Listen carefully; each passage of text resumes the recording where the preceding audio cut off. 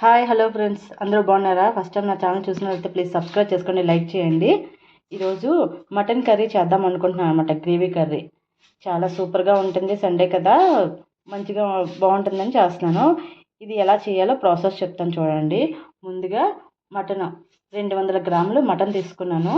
దానికోసం కొంచెం ఆనియన్స్, తర్వాత పచ్చిమిరపకాయలు, కరివేపాకు, ఇవి ఐటమ్స్ కావాలన్నమాట. కారం, ఉప్పు. తర్వాత ఇప్పుడు ముందుగా మనం కుక్కర్ని ఇలాగా స్టవ్ ఆన్ చేసుకొని పెట్టుకొని కొంచెం ఆయిల్ పోసుకోవాలి. ఆయిల్ పోసుకున్నాక ముందుగా మనం ఆనియన్స్ వేసుకోవాలి. అందులో చూడండి, ఇలా ఆనియన్స్, పచ్చిమిరపకాయలు, కరివేపాకు బాగా వేపుకోవాలి. బ్రౌన్ కలర్ వచ్చేలాగా వేపుకోవాలన్నమాట. ఇలా చిన్న చిన్న ముక్కలుగా తరుపుకొని. మటన్ చాలా ఆరోగ్యం అందరికీ కూడా.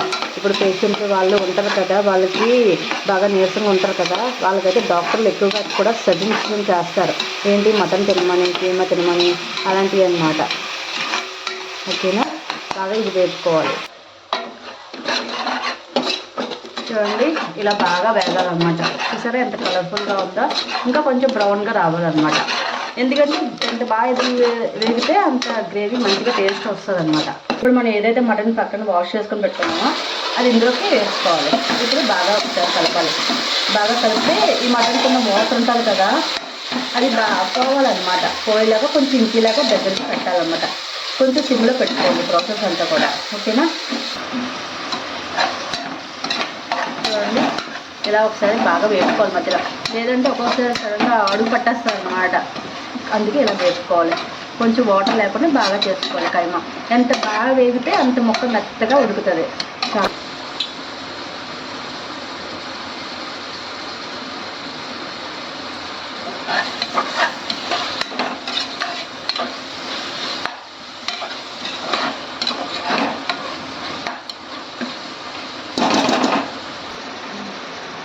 చూడండి ఫ్రెండ్స్, ఇందులోని కాసంత రుచికి సరిపడగా సాల్ట్ తక్కువ వేస్తున్నాను, సరిపోతే తర్వాత వేసుకోవచ్చు మళ్ళీ.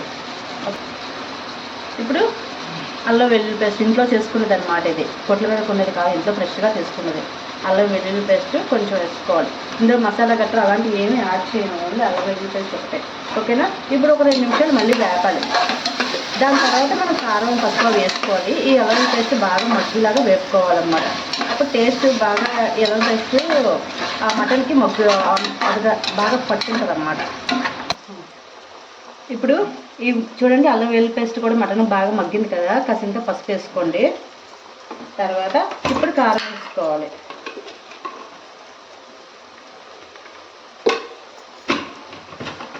ఓకేనా? ఇప్పుడు ఒకసారి మళ్ళీ బాగా కలపండి. చూడండి, ఆల్మోస్ట్ 40% మటన్ ఉడికింది కదా. అంటే ఇప్పుడు కుక్కర్ మూత పెట్టుకుంటే వాటర్ వేసి మిగతా 100% కూడా సూపర్గా మెత్తగా ఉడుకుతుంది అన్నమాట. చూడండి ఫ్రెండ్స్, ఇప్పుడు ఇందులో కాసింటే వాటర్ వేసుకుందాం. సరిపోతుంది.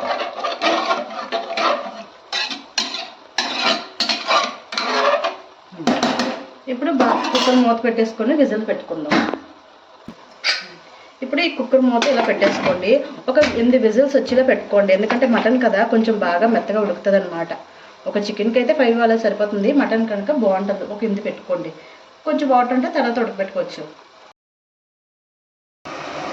చూడండి ఫ్రెండ్స్, మటన్ చాలా పర్ఫెక్ట్గా ఉడికిపోయింది. అన్నీ కూడా ఉప్పు, కారం అన్నీ కూడా సరిపోయి చాలా సూపర్గా ఉందన్నమాట. ఇలా పర్ఫెక్ట్గా దగ్గరికి వచ్చాక ఆపేసుకోవాలి. కాసేపు ఇలా కుక్కర్లోనే ఉంచుకోవాలి, ఇంకా వేడికి మంచిగా మగ్గుతుంది అన్నమాట.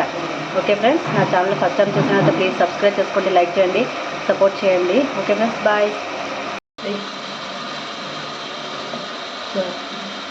చూడండి, ఇలా ఫైనల్గా కొంచెం కొత్తిమీర ఇలా జల్లుకోవాలి. ఫ్లేవర్ బాగుంటుంది అన్నమాట. ఓకేనా? ఫ్లేవర్ చాలా బాగుంటుంది అన్నమాట.